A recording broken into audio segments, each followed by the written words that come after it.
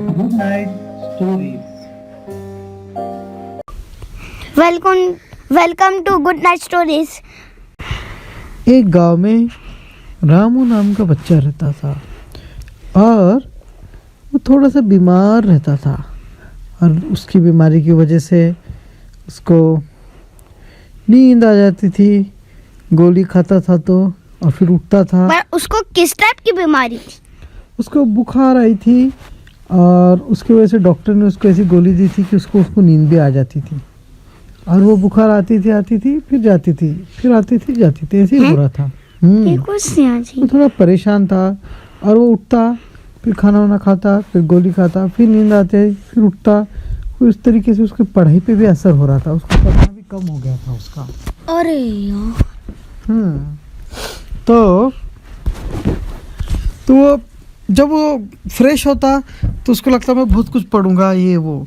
और 1-2 घंटे के बाद जब गोली वोली खाता, फिर नींद आती, फिर नींद आती, तो फिर वो सो जाता। फिर उठता तो वो परेशान होता, अरे मैंने तो सोचा था बहुत पढ़ूंगा और आज का दिन तो ख़त्म हो गया।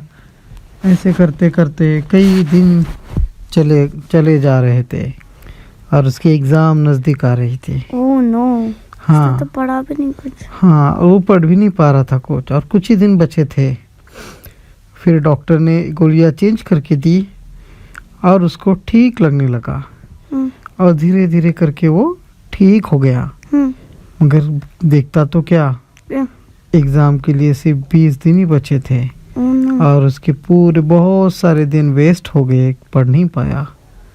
अब वो और भी परेशान हो गया और वो जो 20 दिन बचे थे उसमें से परेशानी की वजह से वो थोड़ा भी नहीं पढ़ पाया। जैसे पढ़ने बुक हाथ में लेता उसको याद आती, अरे इतने दिन का पढ़ाई मैं 20 दिन में कैसे कंप्लीट करूँगा। पर ये परेशान होके ही वो कुछ भी नहीं पढ़ पा रहा था और बहुत ही परेशानी से वो कुछ भी पढ़ नहीं पा रहा था।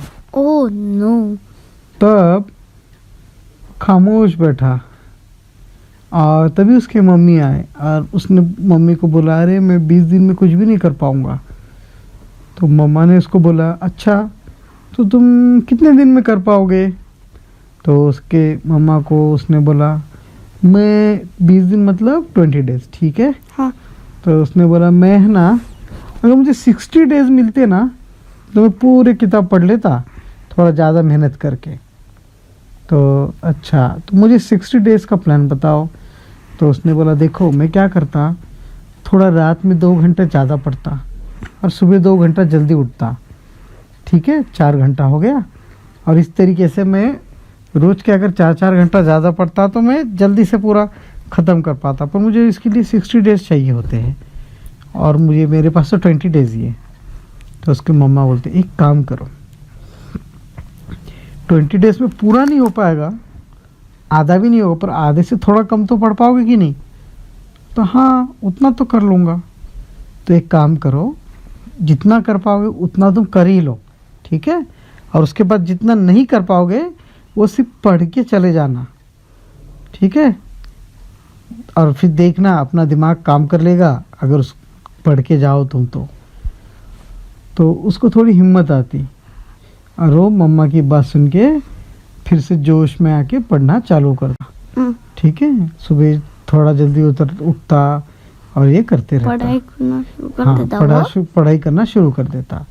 और उसके मम्मा ने बोला था कि मम्मा ने क्या ट्रिक बताई, जब तुम पूरा 100% नहीं कर सकते हो तो तुम जितना कर सकते हो उसका प्लान कर लो।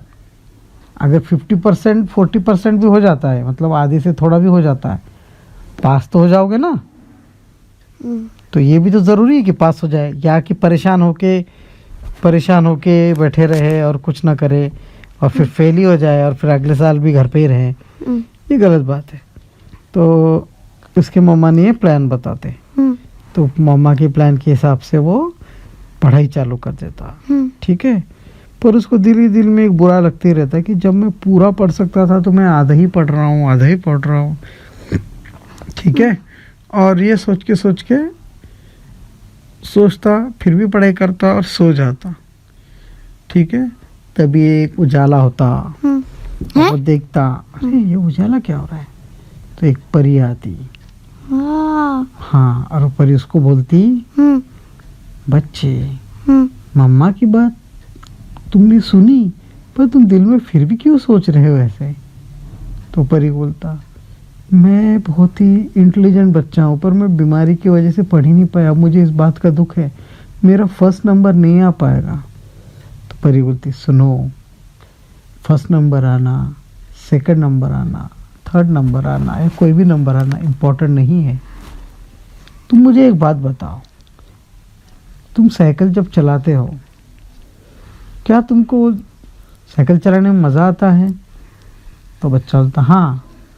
क्या मैं वो साइकिल को मैजिक से चला लूँ और तुम बस बैठे रहो तो चलेगा, मज़ा आएगा? तो नहीं, मुझे साइकिल चलाने में मज़ा आता है। हाँ, यही इम्पोर्टेंट है। स्कूल में फर्स्ट आना, सेकंड आना, थर्ड आना, ये इम्पोर्टेंट नहीं है। पढ़ाई करके पढ़ाई में मज़ा आना चाहिए। जो नॉलेज तुमको मिल रही है, वो पढ़ के जो मालूमात तुमको मिल रही है, उस चीज़ में तुमको मज़ा आना चाहिए, ना कि कितना फर्स्ट नंबर आ रहा है, सेकंड नंबर आ रहा है, थर्ड नंबर आ रहा है, या ज़्यादा मार्क्स मिल रहे हैं। हाँ, मार्क्स मिलने चाहिए, पढ़ाई करनी चाहिए, बट इसके लिए नहीं कि फर्स्ट नंबर ही आए, सेकंड नंबर ही आए, थर्ड नंबर ही आए। तो इसलिए तुम परेशान मत हो। तुम 20 दिन में बहुत मेहनत करके पढ़ो, पर जो भी पढ़ो समझ के पढ़ो। वो कैसे चलता है, वो क्यों है, अगर कोई साइंस एक्सपेरिमेंट है तो वो कैसे चलता है, ये सब बातें पढ़ो तो तुमको उसमें मज़ा आएगा, ना कि फर्स्ट रैंक में मज़ा आएगा।